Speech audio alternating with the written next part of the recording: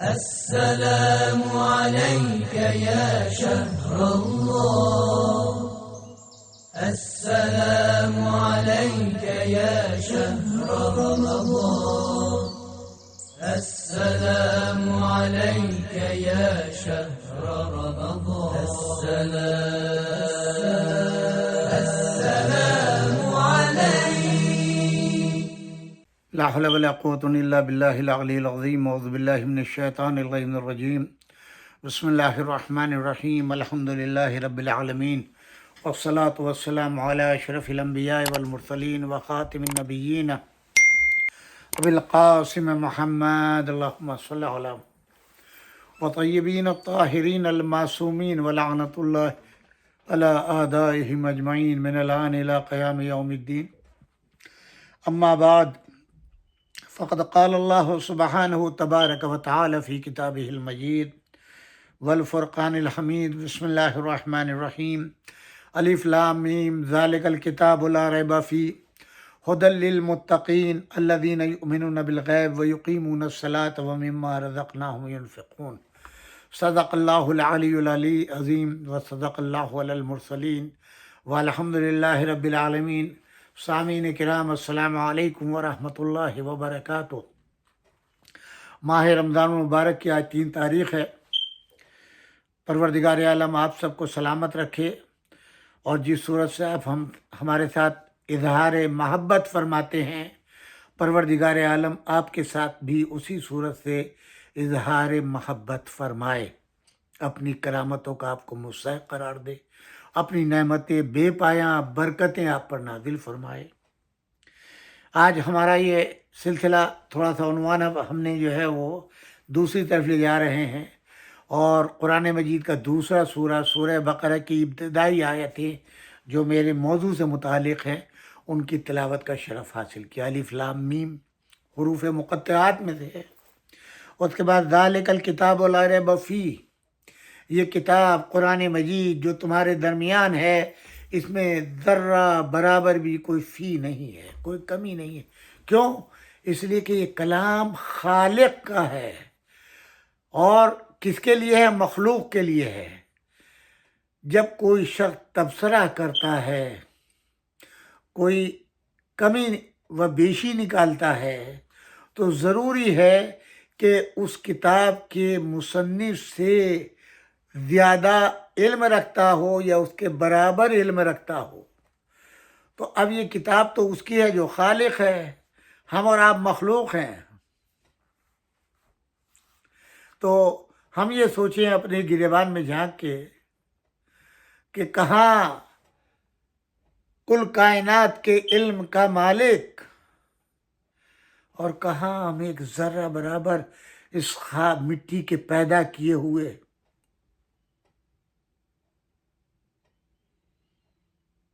اس کا علم لامحدود، ہمارا تھوڑا سا علم۔ اب یہاں میں ایک مثال دیتا جاؤں۔ امام حسن عسکری علیہ السلام کے زمانے میں ایک سرفرا، میں تو سرفرا ہی کہوں گا، اسحاق کندی، آپ جانتے ہیں نا، امام حسن عسکری علیہ السلام ہمارے اور آپ کی 11ویں امام، ان کے زمانے میں یہ سرفرا بے حد قابل، اس کے مقابل کوئی دوسرا نہیں ہے۔ اس نے ایک کتاب لکھی تناقص القرآن کے نام سے، قرآن میں تنقیصیں نکالی۔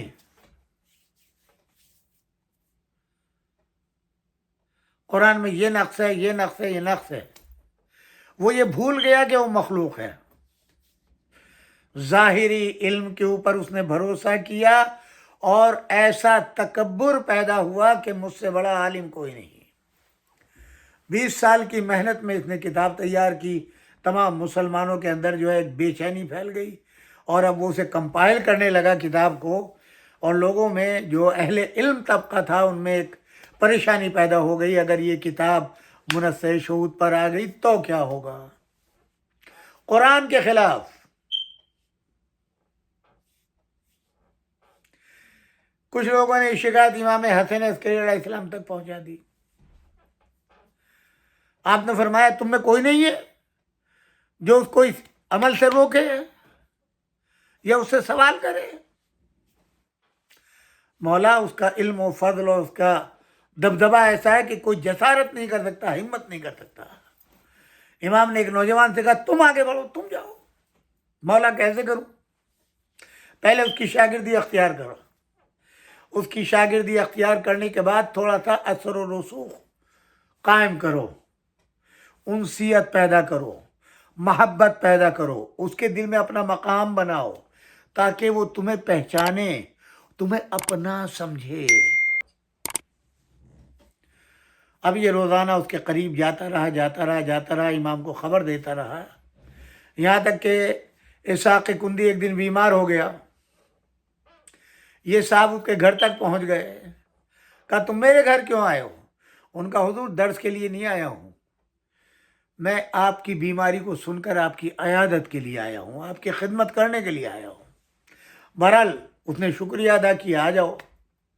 گھر بہت ہی گندا تھا، عام طور پہ جو پڑھے لکھے لوگ ہوتے ہیں نا ان کے یہاں تنظیم نہیں ہوتی، لکھنے پڑھنے کا کام وہ کرتے ہیں، لہٰذا ایک پیپر ادھر ہے، کتاب ادھر ہے، بستر پہ کتابیں، ٹیبل پہ کتابیں، کمرہ بالکل ایک دم اتھل پتھل ہوتا، کوئی صفائی کا خاص خیال نہیں رکھتے۔ یہ صاحب بھی ایسے ہی تھے، لہذا انہی نے ان کی کتابوں کو ترتیب دینا شروع کیا، کاغذات جو بکھرے پڑے تھے انہیں اکٹھا کیا۔ انہوں نے پوچھا کیا کرے؟ ان کا کہ حضور ایسے میں آپ بیمار نہیں ہوں گے تو کیا ہوگا؟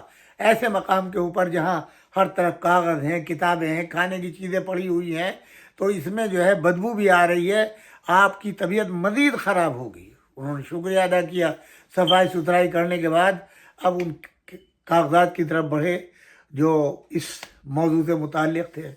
ان کا ان کو ہاتھ نہ لگانا، ان کو ہاتھ نہیں لگا رہا ہوں، یہ بکھرے پڑے ان کو تنظیم کر رہا ہوں۔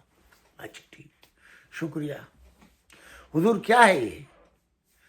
ان کا تمہیں کیا معلوم، میری 20 سال کی محنت ہے۔ اچھا کیا کام کیا آپ نے؟ یہ تناقض القرآن کے نام سے ایک کتاب لکھی ہے، قرآن میں جو نقص ہے، کمی ہے، وہ میں نے نکالی ہے۔ اچھا بڑا کام کیا آپ نے۔ ان کا تم کیا جانو، دیکھنا کیسی قیامت آئے گی دنیا کے اندر جب یہ کتاب کمپائل ہو کر کے آئے گی۔ اگلے روز اس نے جا کے خبر امام کو کہ امام نے فرمایا آج جاؤ پھر اس کی کتاب کو ترتیب کرو، اور جب وہ کچھ پوچھے تو اس سے پوچھنا تم کہ حضور یہ تو فرمائیں یہ کتاب کس کی ہے؟ ظاہر ہے وہ کہے گا اللہ کی کتاب ہے، تو اس سے یہ سوال کرنا کہ آپ کون ہیں؟ مخلوق ہیں، آپ کا علم بڑا ہے یا اللہ کا؟ تو وہ کہے گا اللہ کا۔ تو اس سے یہ سوال کرنا کہ جو تنقیص آپ نے جس مقام پر لگائی ہے، تو آپ یہ بتائیں کہ آپ نے اس لحاظ سے تنقیص پیدا کی ہے جو کچھ آپ کی عقل سلیم میں آیا ہے، جو کچھ آپ نے نتیجہ نکالا ہے، سمجھا ہے۔ وہ کہے گا ہاں، تو پھر یہ کہنا کہ کیا جس خالق نے اس کتاب کو نازل کیا اس کا بھی مقصود وہی ہے جو آپ نے سمجھا؟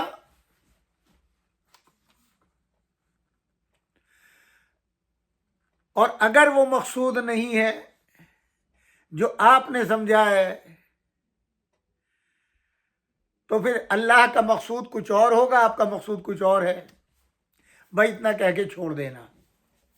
چنانچہ اس نے ایسا ہی کیا، یہ گیا کتاب کو دیکھا، پیپر ترتیب دینا شروع کیے۔ ان کا استاد محترم یہ کیا؟ ان کا کہ تمہیں کیا معلوم کیا ہے یہ میری جمع پونجی ہے پوری زندگی کی، 20 سال محنت کی ہے۔ اچھا، جب سب ان کا حضور ایک سوال کرتا ہوں، بولے کیا اللہ بڑا عالم ہے یا آپ؟ کہا کیا مطلب؟ اللہ بڑا عالم ہے۔ کہا اگر اللہ بڑا عالم ہے تو جو کچھ آپ نے اپنے علم، اپنے عقل کی بنیاد پر آیت کا مفہوم سمجھا ہے، نتیجہ نکالا ہے، تو جب یہ کلام اللہ کا ہے تو کیا اللہ کی وہی مراد ہے جو آپ نے سمجھا؟ ایک مرتبہ حیران ہوا، سمجھ میں آیا کہ کیا بات کر رہا ہے۔ ایک مرتبہ پوچھتا ہے کہ یہ سوال کس نے کیا؟ تو نے کہا میں خود کر رہا ہوں۔ نہیں، تو میرا شاگرد ہے، آج تک 20 سال سے یہ سوال میرے ذہن میں نہیں آیا، تیرے ذہن میں کیسے آ گیا؟ تب اس نے کہا کہ ہاں، یہ سوال مجھے تعلیم دیا ہے امام حسن عسکری علیہ السلام نے. یہ مقام ہے اہل بیت اطہار علیہ السلام کے علم کا. فوراً اس پورے مسودے کو دو روایتیں کیے کہ پھاڑ کے دریا میں پھینک دیا، ایک یہ کہ جلا دیا. کہ بے شک ان کا علم جو ہے وہ رسول اللہ کا علم ہے، اور رسول اللہ کا علم اللہ کا عطا کردہ ہے. ہمارا جو ہے علم وہ یہاں کا علم ہے. خیال فرمایا آپ نے. تو یہ چیز ہے اللہ کو اس کے صفات کے ساتھ ایمان لانا. جب اس کا کلام ہے اس میں کوئی شک و شبہ کی گنجائش نہیں ہے، کوئی امکان نہیں ہے. اگر آپ ایک آیت کا انکار کر دیں تو گویا آپ نے پورے دین کا انکار کر دیا، قرآن کا انکار کر دیا. ایک آیت پہ اگر آپ شک پیدا کر دیں تو آپ نے پورے قرآن کو مشکوک بنا دیا، اور اب آپ مسلمان کہلانے کے مستحق نہیں ہیں. اسی طریقے سے اہل بیت اطہار علیہ السلام ہے، رسول اللہ علیہ السلام ہے. جیسے قرآن کے اوپر شک نہیں کیا جا سکتا، ویسے ہی ذات پیغمبر صلی اللہ علیہ وآلہ وسلم پر شک نہیں کیا جا سکتا. اہل بیت اطہار علیہ السلام پر شک نہیں کیا جا سکتا. جیسے قرآن کی ایک آیت کا انکار اسلام سے خارج ہو جانے کا سبب بن جاتا ہے، ویسے ہی فضائل رسول اللہ، فضائل اہل بیت اطہار، فضائل امیر المومنین علی ابن ابی طالب کا منکر بھی اسلام سے خارج ہو جاتا ہے. اگر کوئی ذات پیغمبر پر شک کرے، اگر قرآن کی ایک آیت کو کوئی مشکوک کر دے اور وہ مسلمان نہیں رہ سکتا، ویسے ہی ذات پیغمبر صلی اللہ علیہ وآلہ وسلم پر شک کرنے والا بھی مثل قرآن باہر نکل جاتا ہے اسلام سے، کہ جیسے ایک آیت کا منکر نکل جائے. ہمیں بہت ہی سوچ سمجھ کے قدم اٹھانا چاہیے. اور چونکہ ماہ مبارک ہے اور ہر جگہ کے اوپر جو ہے وہ تبلیغات ہو رہی ہیں، دروس قرآن ہو رہے ہیں، تفسیر بیان ہو رہی ہیں، اور ہم لوگ سوچتے ہیں تو بہت ہی سوال سوچ سمجھ کے کیجیے گا. کہیں آپ کا کوئی سوال ایسا نہ ہو جو قرآن پہ معترض ہو، ذات پروردگار کے اوپر، ذات نبی صلی اللہ علیہ وآلہ وسلم پر، یا ذوات مقدسہ اہل بیت اطہار پر، کہ جس سے آپ کا ایمان و اسلام خطرے میں پڑ جائے. یہ ایک ریڈ لائن ہے، اس کو کراس نہ کیجیے گا. یہ سوچ کے سوال کیجیے گا آپ مخلوق ہیں، آپ کی عقل محدود ہے، آپ کا علم محدود ہے. کبھی بھی یہ نہ کہیے گا قرآن کی آیت یہ ایسے ہوتی، اس کا ترجمہ ایسے ہوتا، اس کی تفسیر ایسے ہوتی، حدیث پیغمبر ایسے ہوتی. تو یہ ریڈ لائن ہے، اس کو کراس نہ کیجیے گا پلیز. تمام صاحبان اسلام اور صاحب ایمان سے وہ ہے کہ پورے ایک مہینہ آپ کی تربیت کا مہینہ ہے. تو آپ دیکھیں کس صورت سے امام حسن عسکری علیہ السلام سے نہ ڈڈا، نہ تلوار، نہ چھرا، نہ کوئی اور بات، ایک ایسا سوال وارد کر دیا. تو یہی چیز ہے جہاں ہم کو ایمان کی دعوت ملتی ہے. اب قرآن مجید کو کیا ہے؟ ھدی للمتقین. دیکھیے جب انداز ہے. پہلی آیت جو ہے ھدی للمتقین، یہ متقین کی ہدایت کے لیے آیا. حوالے دوں گا قرآن کے درمیانے اس مہینے میں کئی بار آیا ھدی للناس، لوگوں کی ہدایت، مذہب کی قید نہیں. جو بھی قرآن سے فائدہ حاصل کرنا چاہے گا اسے فائدہ ملے گا. فائدہ الگ چیز ہے، ہدایت الگ چیز ہے. ہدایت ہے یہ، ہادی ہے یہ مومنین کے لیے، متقین کے لیے. اور اب اس کے بعد متقین کی صفات بیان ہو رہی ہیں وہیں پر. متقین کون ہے؟ جن کے لیے یہ قرآن ہادی ہے. الذین یؤمنون بالغیب. پہلی شرط کیا ہے؟ کہ وہ لوگ جو غیب کے اوپر ایمان رکھتے ہیں. اب کیا ہے وہ؟ اللہ کی وحدانیت ہو، اللہ کی ذات مقدسہ ہو، یا 12ویں امام کا پردہ غیب میں ہونا. ان روایات کی روشنی میں جو حضور اکرم صلی اللہ علیہ وآلہ وسلم نے فرمائی ہیں، کیونکہ آپ کا فرمانا حرف آخر ہے اور وہی حق ہے.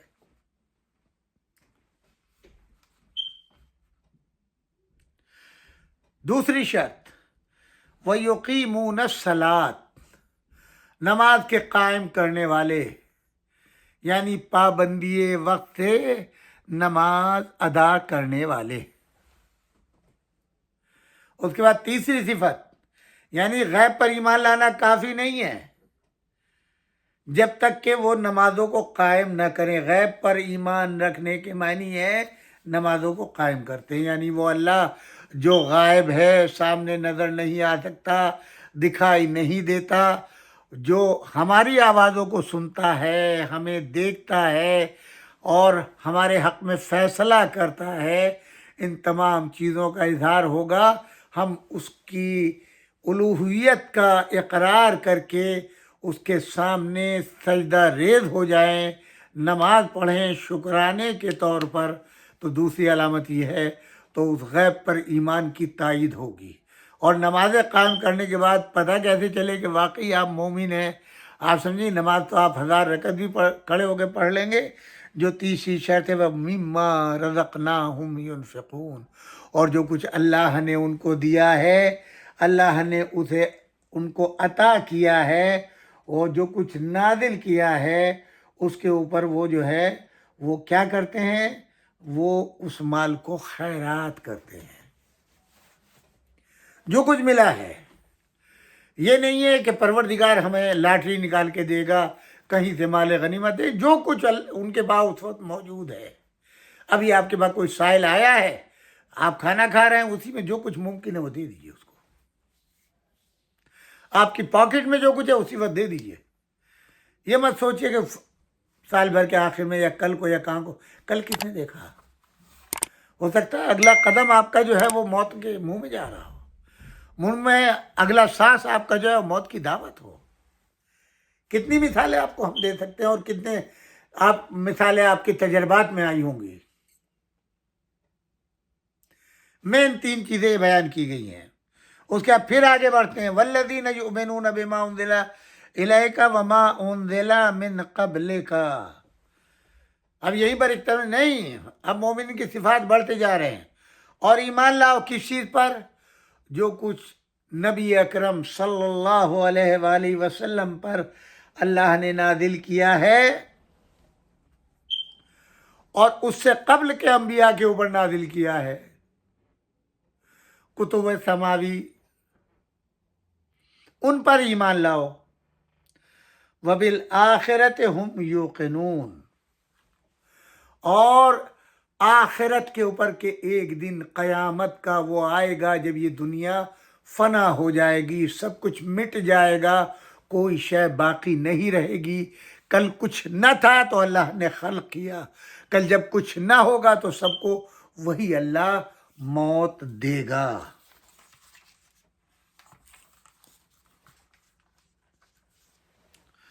اولئک علی ھدی من ربہم وَأُولَئِكَ هُمُ الْمُفْلِحُونَ، اور یہی وہ لوگ ہیں۔ یہ سب آپ چیزیں، اب ایک ایک چیز کو آپ خود اپنے طور کے اوپر، اپنے میں نہیں، آپ خود اپنے طور پر سوچیں اور فکر کریں۔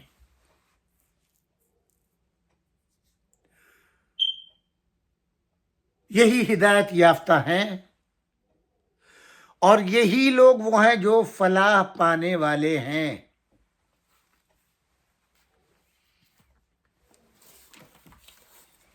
خیال فرمایا آپ نے؟ یہ چیزیں جو میں نے گزاری، آپ تھوڑا سا وقت نکالیے، ماہ رمضان کا مہینہ ہے، کہ اس مہینے میں آپ جو ہیں وہ تھوڑا بہت خود بھی زحمت کریں۔ مومن کی علامتیں بتا دی ہیں، اللہ کے ساتھ کسی چیز کا، کسی طرح کا کوئی شرک نہیں، وہ یک و تنہا ہے، صاحب اختیار ہے، اپنے معاملات میں کسی کو دخل نہیں دیتا، الا وہ ہستیاں جن کو اس نے اپنے لیے مخصوص کیا ہے، جس میں ہمارے نبی اکرم خاص طور سے جو سید الانبیاء بھی ہیں، خاتم النبیین بھی ہیں، اور ان کے اہل بیت اطہار، کہ ان کو حق شفاعت دیا ہے۔ شفاعت کا حق خود اللہ کا ہے۔ جس پر چاہے مہربان ہو، جس پر چاہے نہ، اسے اختیار ہے۔ لیکن ان کو یہ اختیار دیا اگر یہ کسی کے شفیع بن جائیں تو پھر پروردگار عالم ان کی سفارش کے آگے جو یہ کہیں وما تشاؤون الا ان یشاء اللہ، کیوں؟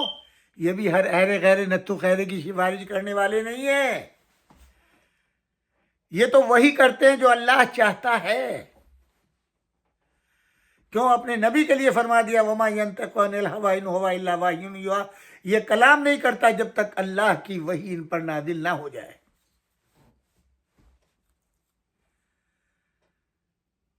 تو اب اگر ہم نے، ظاہر ہے ہم تو نہیں جانتے اللہ کون ہے، کیسا ہے، کیا ہے، اس کا علم کیسا ہے، قدرت کیسی ہے، یہ سب خبر کس نے دی؟ ہمارے اس نبی برحق نے۔ ڈائریکٹ اللہ نے اپنے کو نہیں پہچانوایا، ڈائریکٹ کتاب ہمیں نہیں دی، ڈائریکٹ دین ہمیں نہیں دیا، ہمیں جنت کی بشارت اللہ نے ڈائریکٹ نہیں دی، جہنم کی خبر ہمیں اللہ نے ڈائریکٹ نہیں دی، ہمارے نبی نے بتایا، اچھائی برائی کی تعلیم نبی نے دی، قرآن کی تعلیم نبی نے دی، دین نبی نے دیا، کلمہ نبی نے سکھایا، سب کچھ نبی نے سکھایا۔ تو اب ہم جو بھی کچھ کریں گے اس یقین کے اوپر کہ نبی نے فرمایا ہے، لہذا اسی نبی کے ذریعے سے اللہ تک ہم جائیں گے۔ ہماری نماز، ہماری عبادتیں، ہمارا روزہ، حج، زکوٰۃ، خیرات، یہ سب اسی نبی کے وسیلے سے اللہ تک جائیں گی۔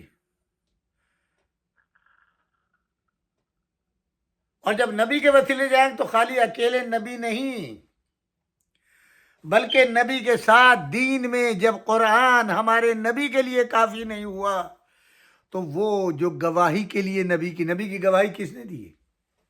یہ اللہ کے رسول ہے۔ مکے والے کیا کہتے تھے؟ کھاتے ہیں پیتے ہیں سب کچھ ہمارے جیسے تو ہیں، 2 ہاتھ 2 پیر، یہ تو غریب ہیں، یتیم ہیں، ان کو نبی کس نے بنا دیا؟ ہم میں ایک سے ایک دولت مند۔ اچھا، ہر زمانے میں یہ چیز آپ کو ملے گی، کوئی بھی زمانہ نبی، کسی بھی نبی کا ایسا نہیں گزرا جس میں یہ بات نہ آئی ہو۔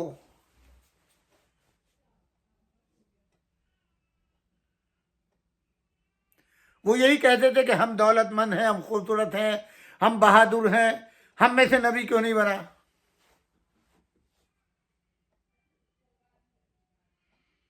اسی قرآن میں حوالہ دوں گا انشاءاللہ کسی روز، جناب طالوت کا واقعہ ہے۔ جالوت سے جنگ چل رہی تھی، اس کا ظلم و ستم عام تھا، اور جب یہ ہوا کہ وہ آئے نبی کے پاس اور کہا کہ اے نبی، اب ہم سے ظلم برداشت نہیں ہوتا، ہمیں آپ جو ہے وہ ایک جنگجو، ایک سپہ سالار، ایک سردار ہمارا بنا دیے تاکہ ہم اس کی معیت میں جنگ کریں۔ تو اللہ نے وہی کی اور جناب طالوت کو نبی بنا دیا، سربراہ بنا دیا۔ اب یہ پتلے دبلے سے آدمی، قد بھی زیادہ بڑا نہیں، اور وہاں ایک سے لہیم و شہیم جنگجو، جب انہوں نے کہا ہے ان کو بنا دیا، یہ تو غریب آدمی ہے، کھانے پینے کی تو روٹی نہیں اس کے پاس، ہم میں ایک سے ایک رئیس، جانباز، خوبصورت خاندان۔ اللہ نے کیا جواب دیا؟ نہ دولت، نہ تمہاری شجاعت، نہ تمہارا خاندان، نہ تمہاری بہادری، بلکہ کیا؟ ایک علم اور ایک قویل جثہ، قوت، طاقت، یہ 2 چیزیں ہم نے اس میں پائی، اس لیے اس کو سردار بنایا۔ تمہاری خاندانی روایات، خاندان کی تعریفیں، خاندان کی شہرت، اس پہ ہم نہیں جاتے۔ تم کس قبیلے سے ہو، کہاں سے ہو، کس ملک سے، کس زمین سے، ہم اس پہ بھی نہیں جاتے۔ تمہارے پاس کتنی دولت ہے، ہم اس پہ بھی نہیں جاتے، ہم سے کوئی مطلب نہیں ہے بھائی۔ ہم تو اتنا جانتے ہیں کہ طالوت کے پاس علم ہے، ہم نے اسے علم دیا ہے، اور اس کے بعد قوت و طاقت ہے، قوی بدن ہے، خالی موٹاپا نہیں، جو میدان جہاد میں قدم رکھ کے جما دے وہ بہادر ہے۔ लिहाजा हमने तालूत को बनाया है। तो हमें इस यकीन के साथ कि जो नबी करीम मुबश्शिर बन के आया है और उसने बशारत दी है और उसने जो कुछ सिफात अल्लाह के बयान किए हैं, हम उस पर ईमान लाए हैं। हर उस चीज़ के ऊपर ईमान लाए हैं जो कुछ मोहम्मद मुस्तफ़ा सल्लल्लाहु अलैहि वसल्लम ने अपनी हयात तैयबा में फरमाया है, और हम उसी चीज़ पर आमिल होंगे जिसके लिए हमारे नबी अकरम सल्लल्लाहु अलैहि वसल्लम ने निशानदेही फरमाई है। जिसके एहतराम का हुक्म दिया उसी का एहतराम किया जाएगा। जिसकी इज्जत खुद नबी ने फरमाई है उसकी इज्जत हम करेंगे। हम तो नबी करीम को जानते हैं ना, और नबी के बाद जो कौले मोतबर है तो उनकी आल का है। इसलिए कि हर वक्त ना अज़वाज रहती थी ना साहब। खुद पैगंबर फरमाते हैं कि मेरी आल जो है मेरे मिसल है। हमारा अव्वल भी मोहम्मद है, हमारा औसत भी मोहम्मद है, हमारा आखिर भी, हम कुल के कुल मोहम्मद हैं।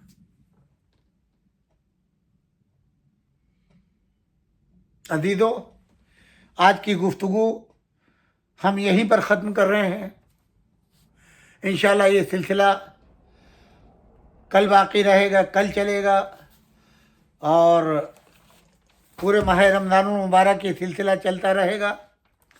अल्लाह आप सबको सलामत रखे, आपके रिज़्क़ में खैर व बरकत दे, और आपको, आपके बच्चों को सलामत रखे। हमारे जितने सामीन हैं उन सबको कामयाब करे। हमारा आज का प्रोग्राम जो है वो हमारे भाई दोस्त अजीज़ बैंकर जनाब मिर्ज़ा एजाज़ हुसैन साहब ने स्पॉन्सर किया है। परवरदिगार आलम उनकी अहलिया को, उनके बच्चों को सलामती अता फरमाए, उनके रिज़्क़ में खैर व बरकत अता फरमाए, और उनको अर्ज़ी समाई बलाओं से महफूज रखे। हमारी दुआएं उनके साथ हैं, आप हजरात भी दुआ फरमाएं। और एक सूरह फातिहा उनके मरहूमीन के लिए, मरहूम मिर्ज़ा ज़फ़्फ़ार हुसैन, अमजद अली, मीर कनीज़ सुगरा, अशरफुन्निसा बेगम, मिर्ज़ा अबरार हुसैन, कनीज़ मेहदी, कनीज़ ताहिरा, नसरीन और उनके खानवादे के तमाम मरहूमीन के लिए ईसाले सवाब फरमाए। आप अपने मरहूमीन के लिए, मेरे वालिदैन के लिए, और मौलाना मरहूम सैयद तिलमिज़ुल हसन रिज़वी साहब क़िबला के लिए सूरह फातिहा। वस्सलामु अलैकुम जमीअन व रहमतुल्लाहि व बरकातुहू।